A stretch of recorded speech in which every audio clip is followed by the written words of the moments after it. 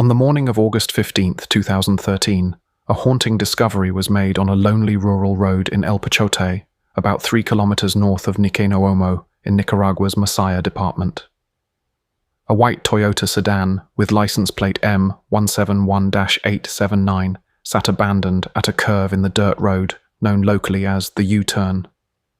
Inside the vehicle, police found the bodies of a 51-year-old woman and her 24-year-old son, bloodied and lifeless. Slumped in the back seat was Juana Yolanda Jimenez Baez, and crammed in the trunk was her son Arlen Antonio Ortega Baez. Shockingly, a second teenage son, 16-year-old Samuel Benedicto Barraza Baez, was also found at the scene. Badly injured, but alive.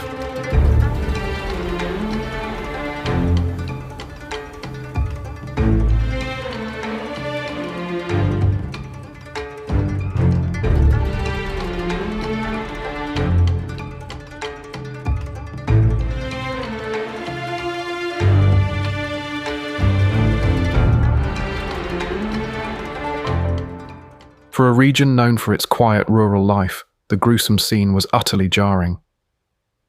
Masaya is the country's smallest department and not accustomed to such brutal crimes. Residents of El Pachote, a farming community, awoke that day to find their fields transformed into a crime scene swarming with police. Murders like this are relatively uncommon in Nicaragua, which the national police tout as one of Central America's safest countries. The fact that a woman and her son had been executed and left in a car on a back road sent waves of fear and curiosity through the community. Initial clues only deepened the mystery. Investigators noted that Juana Yolanda Jimenez and her sons were residents of Managua, the capital city, far from this rural spot. How had they ended up dead, and nearly dead, in El Pachote? The rumor mill churned quickly. Some locals whispered that the family might have been kidnapped from Managua, possibly at the chaotic Gancho de Caminos area of the Oriental Market, and dumped here. Others murmured darkly that this looked like a pasada de cuentas, a settling of scores in the drug underworld. Indeed, Juana Yolanda's past was not that of a typical housewife, and her history immediately raised suspicions of a narco-related hit. As authorities worked to identify the victims, Juana Yolanda Jimenez Baez's name rang a bell in law enforcement circles. She was the widow of Wilfredo Concepcion Barraza Larios, a man with a notorious history. Wilfredo Barraza had been convicted of drug trafficking in 2007, along with Juana Yolanda herself, and both had spent time in prison before receiving a pardon in 2010. Barraza was no small-time dealer. He was reputed to be involved in international narcotics, and had even been described by Nicaraguan police as a tumbador, someone who robs other drug traffickers. In October 2010, only months after his pardon, Wilfredo Barraza met a violent end. He was kidnapped from a Managua gas station and later found hanging from a tree beside his vehicle in rural Rivas, an assassination blamed on a Honduran cartel. Given this background, Juana Yolanda's murder in similar circumstances set off alarm bells.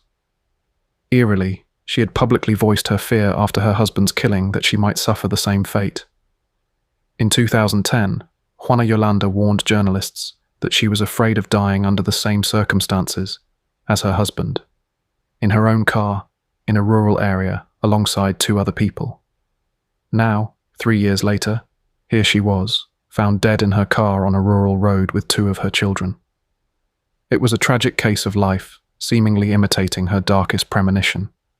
Juana Yolanda was known to have a checkered past beyond her marriage. Police files indicated she had prior criminal antecedents, including a detention and later pardon for possession and distribution of drugs. She had also been linked to fraud schemes in the past. This history immediately influenced investigators' early theories. It seemed plausible that her killing could be the result of a narco vendetta or a criminal dispute, given her and her late husband's underworld connections. The fact that her son Arlen was killed alongside her, and her younger son Samuel barely survived, suggested a merciless attempt to wipe out the family, a tactic not uncommon in organized crime reprisals. However, something about the scene didn't fully align with a professional cartel hit. The murders had been carried out with excessive brutality, blunt force trauma, stabbings, and gunshots, rather than the simpler gun execution one might expect from hired killers. And crucially, someone had survived. In the bloody confines of the car, teenage Samuel had managed to cling to life, as first responders carefully extricated him and rushed him to receive medical care. They hoped he might provide answers that no rumor could. Samuel Benedicto Barraza Baez was rushed to a hospital in Masaya, barely conscious and bleeding from a gunshot wound to his throat. He had also sustained other injuries. Later examiners would find knife wounds and blunt force trauma on his body. It was a miracle he was alive. At the crime scene, Samuel had escaped death by a stroke of luck and a measure of quick thinking. One of the bullets intended for his head had instead grazed his neck, and amidst the carnage, he pretended to be dead, laying still until the murderers left. This ruse saved his life. In the emergency room, as doctors stabilized the 16-year-old, police officers stood by, waiting anxiously to hear any information he could share. Despite his grievous wound, Samuel summoned the strength to speak to investigators that same day, and what he revealed turned the case on its head.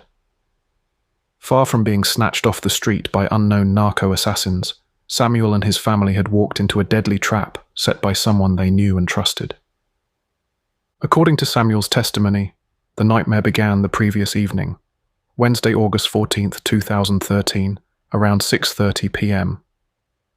Juana Yolanda had an appointment that evening and had brought her 2 sons along, driving in Arlen's white Toyota sedan from Managua to the meeting. The destination was a lawyer's office in a traditional Managua neighborhood, the office, which doubled as a home, of their attorney, Veronica del Carmen Cruz Cuadra. Juana Yolanda had been dealing with a legal matter involving a property and a debt, and Veronica Cruz was the lawyer handling the case. That night, Juana expected to finally resolve the issue and retrieve the title documents for her property that had been held as collateral. Samuel recounted how he, his 24-year-old brother Arlen, and their mother arrived at Veronica Cruz's residence office as planned. Veronica, a 30-year-old attorney, greeted them cordially and invited them inside. For a while, things seemed normal.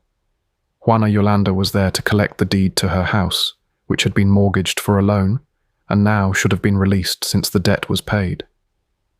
Perhaps the family felt relief that their financial saga was about to end that night. But that relief turned to terror in an instant. As Juana Yolanda sat with Veronica in the living room discussing the paperwork, violence exploded without warning. Veronica's husband, Mena Alberto Ponce Urbina, suddenly burst into the room wielding a baseball bat. In a blur, he swung the aluminum bat with vicious force, striking Juana Yolanda and her 2 sons on their heads before they could react. The first blow stunned and incapacitated the victims, knocking them to the floor. Arlen and Samuel, young and strong, might have attempted to defend their mother, but the ambush was so sudden and the bat so unforgiving that they were quickly overwhelmed. As the family collapsed, Veronica herself joined the assault. The attackers produced knives, savagely stabbing each of the 3 victims multiple times while they lay bleeding on the floor. Samuel described the scene in horrified detail to the police.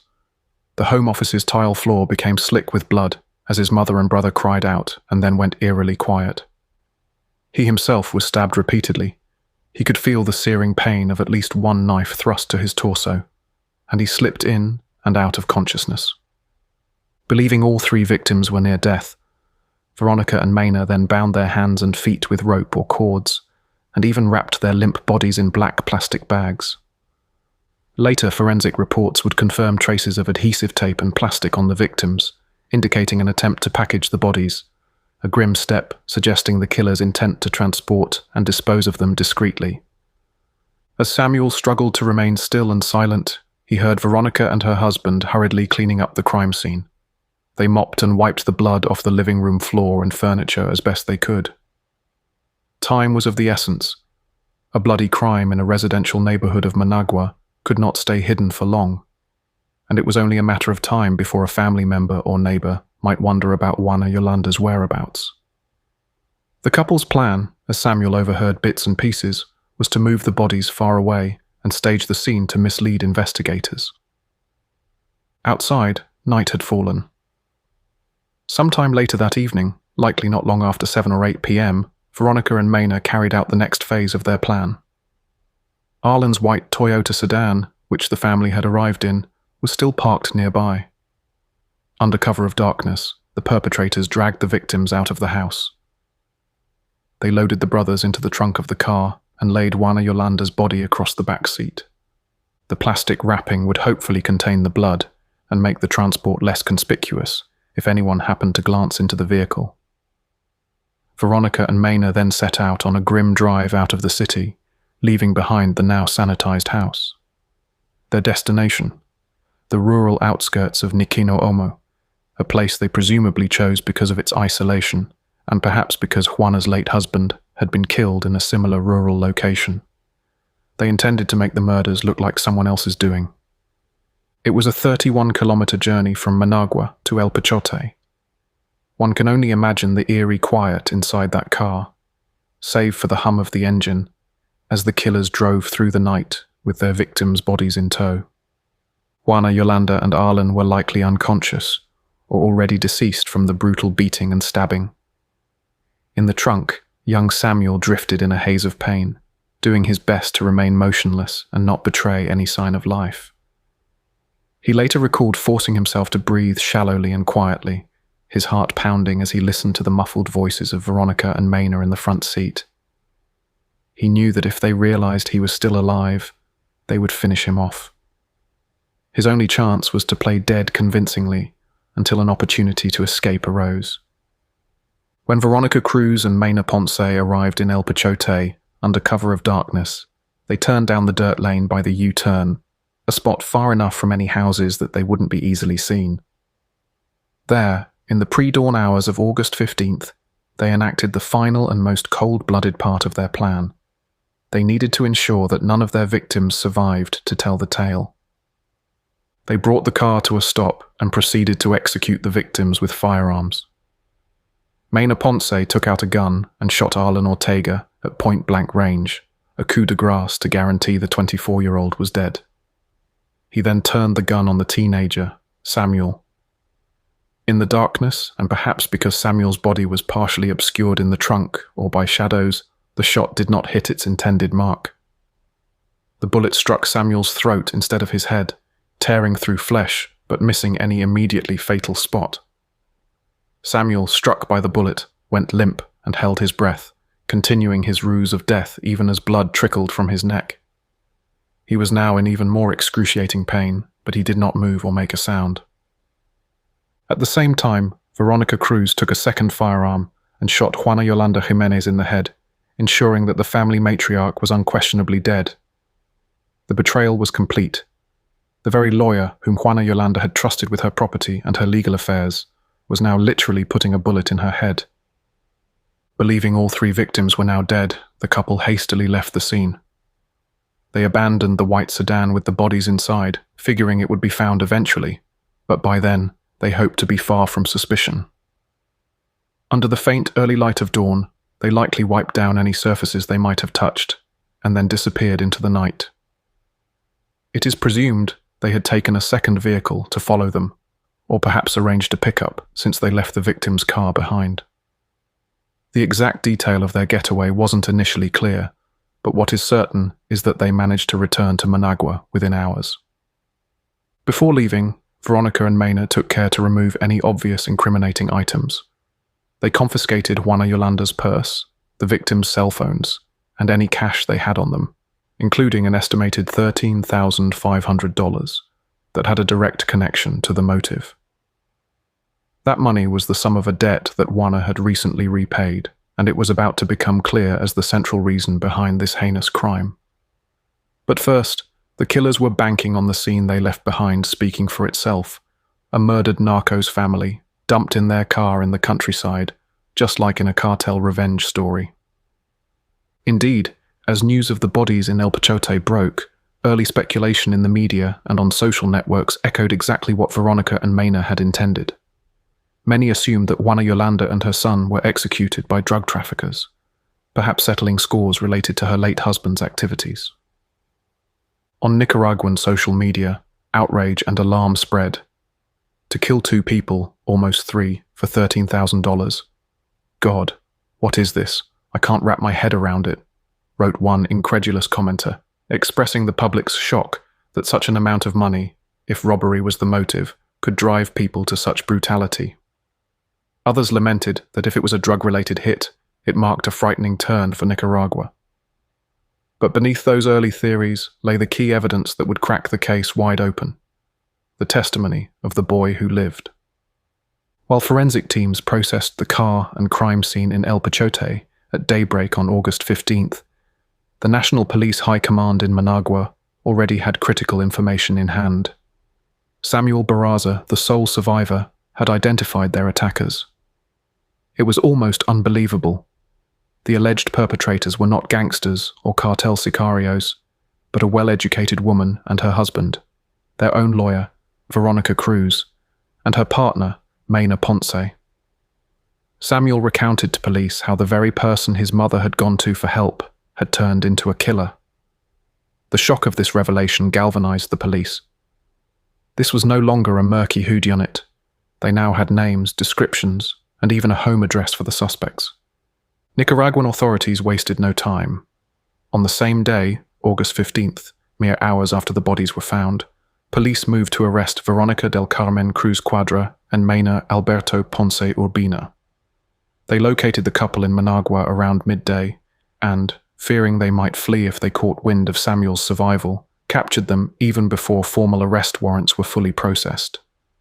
The operation to apprehend the suspects was handled with utmost urgency, reflecting the brutality of the crime and the risk that these suspects might attempt to escape. By 4 p.m. that Thursday, both Veronica and Mena were in custody and under heavy guard, their faces downcast as officers escorted them away in handcuffs. In Managua, investigators searched the property where the attack had occurred, Veronica's home office. Despite the couple's hurried cleaning efforts, telltale signs of the crime remained. Forensic specialists reportedly found traces of blood in the living room that had seeped into crevices or splattered onto items that hadn't been wiped thoroughly. More damning, the weapons used in the attack were recovered. The police confiscated an aluminum baseball bat, several knives, and 2 handguns, all believed to be the tools used to bludgeon, stab, and shoot the victims. These items would later be subjected to lab tests. Bloodstains on the bat and knives genetically matched the victims, and ballistics matched the bullets recovered from the scene to the seized firearms. It was a treasure trove of evidence linking the couple to the murders. At National Police Headquarters, Commissioner Aminta Granera, the head of the Nicaraguan National Police, led the interrogation and press briefing on the case. Granera was visibly disturbed by the savagery of the crime. In a press conference on August 16th, she outlined the known facts and timeline for the media and announced that the case had been solved in record time, within 24 hours. The police labelled Veronica Cruz and Mena Ponce as the presumed perpetrators of the double homicide from the moment of their arrest, and Granera even described them as confessed authors of the crime. According to police statements, Veronica had confessed to the killings during interrogation, implicating her husband as well. This confession would become a point of contention, whether it was voluntary or as claimed by police, but it was just one piece of a very incriminating puzzle. When news broke that a 30-year-old attorney and her husband were behind the murders, Nicaragua was stunned. The story dominated headlines and airwaves. The notion that an abogada, a member of a respected profession, would orchestrate such a gruesome killing of her own clients was almost beyond belief. It seemed to betray not only the victims, but also the trust that people place in officers of the court. As details emerged, however, a clear and sadly simple motive came into focus: money and greed. The seeds of this crime had been planted years before, in a financial transaction that was supposed to bring relief to Juana Yolanda Jimenez's family, but instead set the stage for betrayal. Back in October 2010, Juana Yolanda found herself in need of a large sum of money. She approached a man named Danilo Carvajal Chavarria and arranged to borrow $12,000 from him, offering a property she owned as collateral for the loan. Such informal loans backed by real estate are not uncommon in Nicaragua, especially among those who may not have access to bank credit. Typically, a lawyer or notary is involved to draw up the paperwork. In this case, Veronica Cruz was the attorney who handled the transaction. Veronica prepared a sale agreement for Juana Yolanda's property in Managua. Essentially, Juana Yolanda signed over the title of a property, possibly her house or a piece of land, as a form of mortgage to secure the $12,000 loan. The understanding was that once Juana repaid the loan with interest, the property would be signed back over to her. Danilo Carvajal, the lender, entrusted Veronica with power of attorney to manage the loan payoff and the return of the property title. Veronica thus became a crucial middlewoman. She held the deed and was responsible for reconveying it to Juana once the debt was settled, and presumably delivering the money to Danilo. Fast forward nearly 3 years. By mid-2013, Juana Yolanda had managed to repay the loan in full with interest, amounting to about $13,500 in total. In fact, Commissioner Granera later confirmed that Juana had paid off the $12,000 plus interest, totaling $13,700 to Veronica Cruz prior to the murders. The final payment had been completed about a month before the killing, around July 2013. With the debt paid, Juana wanted her property back in her name. However, Veronica did not return the deed. Weeks went by, and Juana grew increasingly anxious, and for good reason. Unbeknownst to Juana, Veronica had decided to keep the money for herself, instead of forwarding it to the lender, Danilo Carvajal. It's possible Veronica initially told herself this was a short-term embezzlement. Perhaps she thought Danilo, who was reportedly in prison on unrelated charges of vehicle theft at that time, wouldn't notice if the money was delayed. She might have intended to quietly keep Juana's property as well, essentially stealing both the collateral and the cash. It was an opportunistic crime. Danilo was behind bars, and Juana was a woman with a criminal past who might fear going to the authorities. But Juana was not about to be swindled out of her home. By August 2013, she was actively demanding Veronica return her property title and had likely threatened legal action or exposure if the lawyer didn't follow through. For Veronica and her young husband Mena, who, at 25, was 5 years her junior and by accounts deeply devoted to her, this posed a dire problem. If Juana Yolanda went public with accusations that Veronica had taken $13,500 and not paid the rightful recipient, it could spell the end of Veronica's legal career and possibly lead to criminal charges. The money might already have been spent or hidden. Returning it could be impossible. And what if Danilo, the lender, or his associates learned that Veronica had pocketed the cash? She could face retribution from them as well. Evidence later indicated that Veronica and Mena conspired to eliminate the problem. Literally. Commissioner Granera explained the motive succinctly at the press briefing. The cause of the murders, according to the evidence we have so far, is the theft of the $13,500. The lawyer did not deliver that money to the person who made the loan. She kept it. By murdering Juana Yolanda and her sons, Veronica likely aimed to cover up her fraud. Dead victims don't demand deeds or file complaints. It's a cold logic, and one that Veronica, in her desperation, seemed to embrace. But why kill the sons too? Here the cruelty of the calculus showed itself. Arlen and Samuel were witnesses. They knew about the debt situation and were present at the meeting. In the killers' minds, leaving any witnesses alive was too dangerous. Perhaps they also feared that if only the mother died, suspicion might fall on them due to the ongoing dispute. Killing the entire family could make it look more like a vendetta or robbery by outsiders. In fact, as noted, they tried to stage the scene to mimic the narco-style murder of Juana's husband. Veronica and Mena no doubt hoped the authorities would think the Honduran cartel that killed Wilfredo Barraza had now come for his family, or that Juana double-crossing some drug dealers led to her demise. For a brief moment, that misdirection seemed like it might work. In the first hours, even Juana's relatives might have assumed a gang hit, but the plan unraveled with Samuel's survival and brave testimony. Instead of covering up her crime, Veronica's actions only compounded her guilt, turning what could have been a case of financial fraud into multiple counts of murder. When confronted by police with the evidence and Samuel's account, Veronica and Mena denied nothing at first. The National Police reported that Veronica confessed fully during questioning. This confession would become a point of contention, whether it was voluntary or as claimed by police, but it was just one piece of a very incriminating puzzle. The couple apparently admitted to the plan, luring the victims on the pretext of handing over the deed, attacking them, and dumping them to mislead investigators. They likely hoped that cooperating a little might earn them some leniency, but in Nicaragua, premeditated murder carries severe consequences. By August 16th, the police had publicly presented Veronica Cruz and Mena Ponce as the suspects in the El Pachote double homicide, displaying them to the media. Images from that day show the pair flanked by armed officers, Veronica's face a mix of distress and blankness, and Mena appearing tense and tearful. The nation watched in disbelief.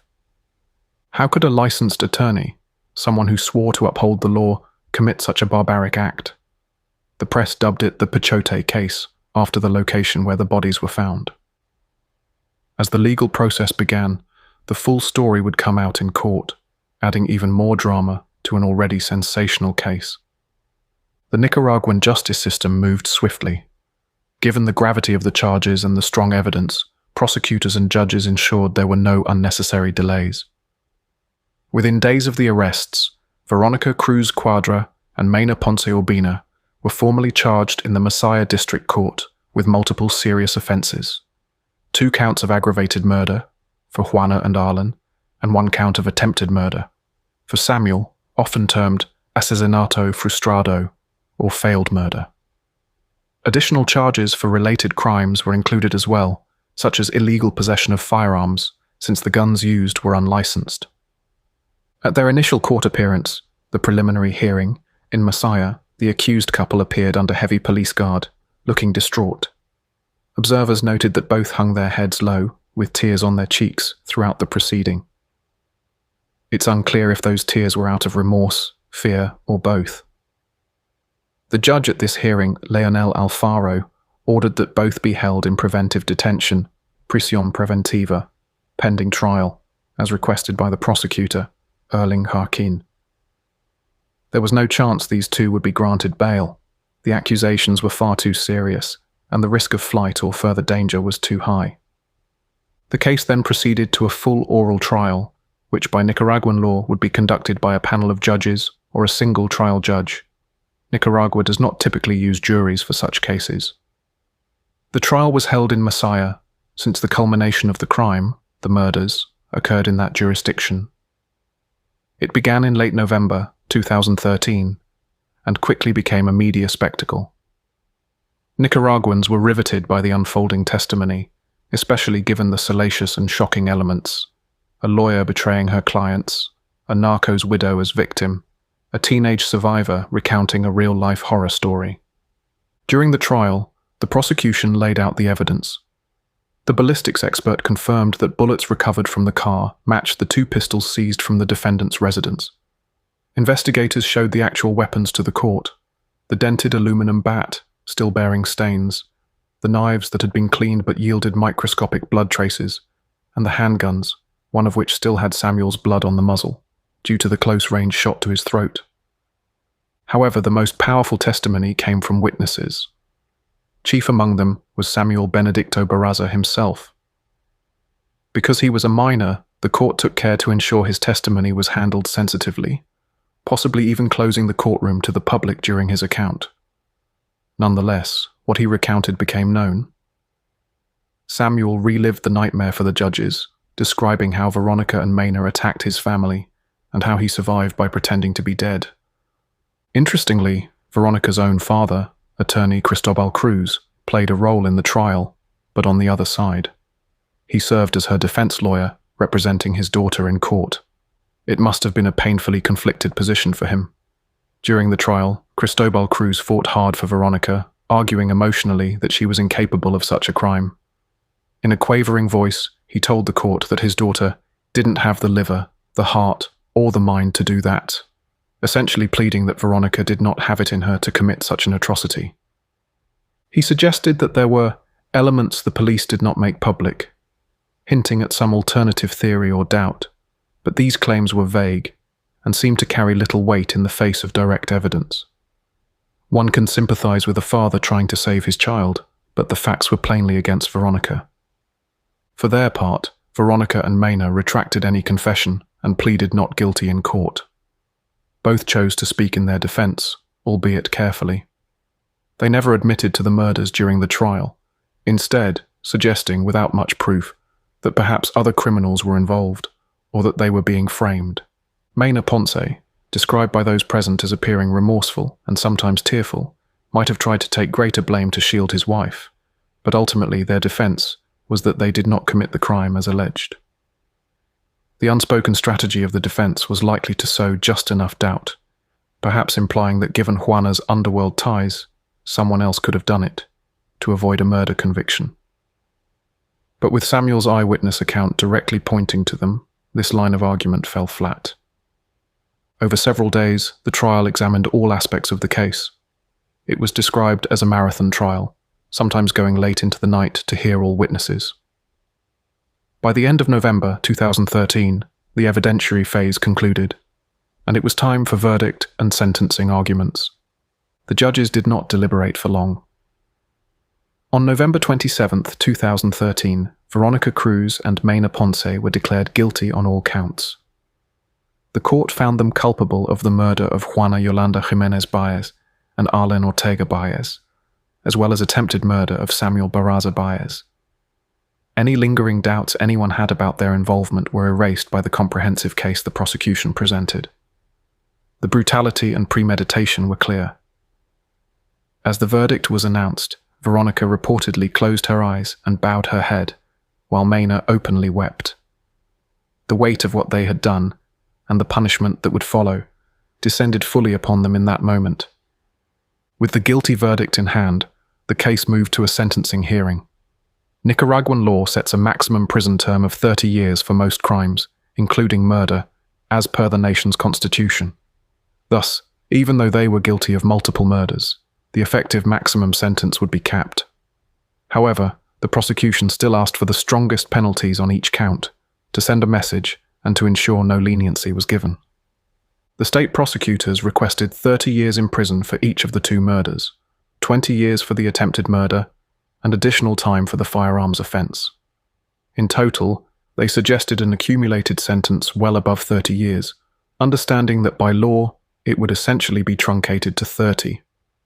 The defense, on the other hand, likely pleaded for the minimum or for concurrent sentencing, arguing perhaps that the defendants had no prior violent criminal records, though Veronica's involvement in this fraud might undercut claims of spotless character. On December 4, 2013, Judge Ruth Chamorro rendered the final sentence. Veronica del Carmen Cruz Cuadra and Mena Alberto Ponce Urbina were each sentenced to 30 years in prison, the maximum allowed by Nicaraguan law. In her sentencing remarks, Judge Chamorro emphasized the heinous nature of the crime, a premeditated betrayal and slaughter of a mother and son, and the attempted killing of a second son. The judge pointed out the particular cruelty involved, the abuse of trust, as the victims were Veronica's clients, the elaborate planning, and the extreme violence used. 30 years was the harshest punishment she could impose, and it was, in the court's view, fully justified. Their projected release date was calculated as December 3, 2043, 3 decades from their sentencing. They would be in late middle age by then, having spent the remainder of their youth behind bars, as TN8 News poignantly noted. In the courtroom, when the verdict was read, some observers say that Samuel, still recovering from his injuries, closed his eyes as tears rolled down. The Nicaraguan public, too, reflected on the case with a mix of anger and disbelief. This crime had pulled back the curtain on several societal issues: the potential for corruption and betrayal by trusted professionals, the dangers of informal lending practices, and the lasting scars of the drug trade's periphery. Veronica Cruz was disbarred, her license to practice law revoked, as a matter of course once convicted of a felony, especially such a grave one. There was little to no public sympathy for her. The consensus was that she had utterly betrayed the ethical code of her profession and the basic principles of humanity. There was talk that Veronica and Mena might appeal the conviction, as is their right. However, given the overwhelming evidence, any appeal was unlikely to succeed. In Nicaragua, appeals in criminal cases can take place on points of law or procedure, but barring any major procedural error, and none was evident, the trial was conducted under heavy scrutiny. The verdict was bound to stand. It appears the convictions did indeed hold, and the two were set to serve their long sentences in the La Modelo prison, a major penitentiary, or another appropriate facility. The local community of Nicaragua held a memorial mass for Juana and Arlen. And while the crime was solved, it left a lingering wariness. If something like this could happen, a lawyer turning into a killer over a pile of money, what other desperate acts might people in positions of trust commit? But perhaps the most poignant takeaway was the story of survival and courage within this tragedy. Samuel's quick thinking saved his life, and his courage to testify brought his family justice. His role in this story is a testament to human resilience. Even a 16-year-old, gravely wounded, can muster the willpower to outstand deadly assailants and then face them in court. His survival ensured that Veronica Cruz and Mena Ponce did not get away with their utterly horrific crime.